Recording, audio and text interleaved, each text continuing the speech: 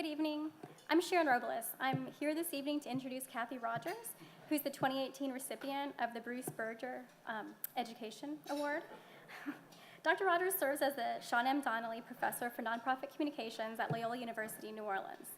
And I met Dr. Rogers, I can't compare to some of the earlier speakers, but I met her more than 20 years ago when I was working in the communications department at Loyola University, New Orleans. I was a work study student and she was the public relations sequence chair. Now, at that time, when students started at Loyola, they had a couple years of intro classes. So before you decided if you were going into broadcast or journalism or public relations, you had all the basic courses. And I had grown up always wanting to be a writer, be a journalist. But one day we were sitting in the office and we were talking, and Dr. Rogers walked in, and we were talking about what sequence we were going to choose because it was getting very close to the time to choose our sequence. And she helped me realize that like a good journalist will be very balanced and present a story in an unbiased way, but that in public relations you could be passionate.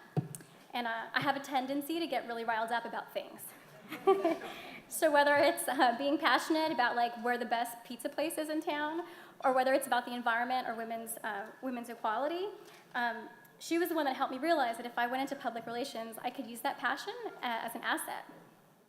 So I would be able to use that to like grow, and also it was the beauty of having like Dr. Rogers that in many times like you don't even realize you're learning a life lesson from her. So whether it's like sitting in class, and I distinctly remember being in class and her teaching us like how to have a good PowerPoint presentation, which still some people don't understand how to do. Or if it was something like she didn't know it was necessarily a life lesson, but it was really valuable, like in terms of group management and teamwork. I distinctly remember telling a story about how like sometimes if your spouse may like open the door like in a really loud way that drives you crazy. So rather than wait to that point, as a good leader, you can take a moment and you can talk to the other people on your team. And like those little lessons, like she wasn't being obnoxious or being overt. It was like super helpful to see like this little thing and how it can make you a better leader. So early in my career, I had a lot of conflict with a supervisor. So much so that I was considering just getting out of the business entirely.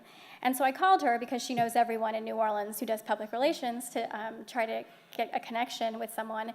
And instead of helping me just connect with someone, she actually talked to me and counseled me on how to bring up to the senior management that there was an issue. And so once I got up, after the conversation, once I got up the courage, I did go to the senior management and I was able to get the conflict resolved. And she had told me, one of the things that she had told me is that having relationships with people who are really unpleasant is going to be a really great asset in life. And I did not understand it at the time. But now I work in politics. So it is so helpful to just like understand and appreciate that working with difficult people and trying to negotiate conflict and doing conflict resolution and mediation is a really valuable life skill. So Cathy lays the foundation for success in each and every student that she has.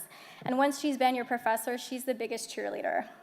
She can make you feel like the most important person she's ever taught. And it's like really easy to forget that she's had students who were like press secretaries at the White House, not this administration, the other one, and then and also headed public relations firms at Atlantic Records, run marketing campaigns for FedEx, and she has numerous students who run their own public relations agencies that are award-winning. But I mean, she should probably start collecting endorsement fees for some of the descriptions that she gives for former students. But she also has an amazing memory. I was on the PRSSA abatement team in 2001, and tonight we were talking about how she remembers that we came in second. And I mean, like if you were there earlier tonight, I met, St. Xavier University, and I can't remember your first name, sorry. But we met her tonight, and she started talking, I'm looking at you right now, sorry. And she started talking about our public relations team, and it's just like, I mean, she makes you feel, spending time with her, she makes you feel like you're the most important person, like you know so much, and like I don't even want to speak anymore because I don't want anyone to change their opinion because she just gave me this great, description, this great introduction. So, and she does it to all of her students too. Like I was talking to some of my friends on my way before we came up here, and everyone was like, "Oh, well, you should say this," and "Oh, you should say that," and it's like, "Oh, you only have 3 minutes." So, and I know I'm going over. Sorry. There's a Maya Angelou quote At the end of the day, people won't remember what you said or did, but they'll remember how you made them feel. And this is one of the qualities that Dr. Rogers has that I really hope to emulate, and I hope that you all will too. On a personal note, while we live in New Orleans, I'm actually from California originally, and you know how a significant milestone in a romantic relationship is bringing over a spouse to meet your parents? Bringing a boyfriend or girlfriend to meet your parents. Well, since my parents don't live in New Orleans, Dr. Rogers does that role for me. So it's only on very few occasions that I've felt comfortable enough to actually introduce someone to her. And it's every year she hosts the PRSSA holiday party. And it's the place where even if I don't see anyone like for years and years, it's at her house where everyone is happy to be there and happy to be together. And I always aspire to have someone that I like enough to bring and introduce to her. She treats us more like family. And we've actually even incorporated tonight, her husband Danny is with her tonight, and he has just retired as a state trooper, and he has been enlisted as part of this mentorship program, because before we buy houses, we have Danny go and check to make sure the neighborhood is safe. So I'm the accreditation chair for the New Orleans chapter of PRSA. And there's an ebb and flow in public relations professionals who are interested in getting their accreditation. But when I became the accreditation chair for our chapter, I made a decision that my goal was going to be to get every public relations professor in New Orleans to become accredited. And more specifically, I wanted the best public relations professor in New Orleans to become accredited.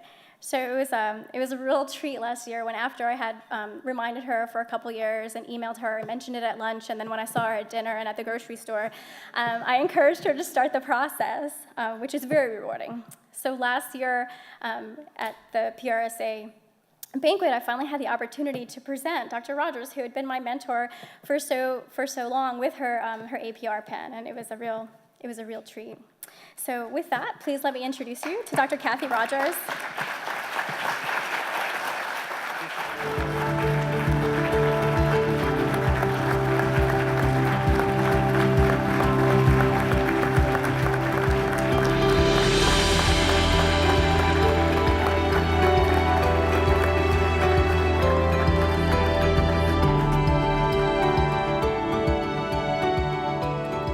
Thank you, Sharon, for that introduction. And thank you to the Planck Center and to the board for selecting me. I'm especially grateful that you selected someone from a small liberal arts college whose work is focused on undergraduates. Undergraduates, as you all know, show amazing promise, but they also face incredible challenges and struggles and anxieties about their career path and lots of other things. To be honest, the most satisfying part of my job is mentoring students in and out of the classroom and after they graduate. And when I first got the call from John Devaney that I was being recognized, I was really overwhelmed. How gratifying to be recognized for the very favorite part of your job, right? So thank you again. But the first thing that came to mind was my first mentor as an undergraduate. So I invite all of you to think about mentors or advisors you had when you were first an undergraduate. And I was a freshman in an English freshman composition class, and my English professor recognized my writing ability, even though I was a dental hygiene major. Yes, believe it or not, and encouraged me to write for the campus weekly newspaper. Well, I did, and about a year later, Dr. Roseanne Osborne recruited me to be the editor of the campus paper and encouraged me to change my major, thank goodness, from dental hygiene to English and journalism. What a life-changing milestone and mentoring moment that was. Dr. Osborne also encouraged me to pursue my master's degree and my PhD. You really never know how influential one conversation can be with a young person. I also want to thank my students. My students inspire me every day, in and out of the classroom, and even after they graduate, even more after they graduate. As Sharon just said, after almost 30 years of teaching, she encouraged me to get my APR.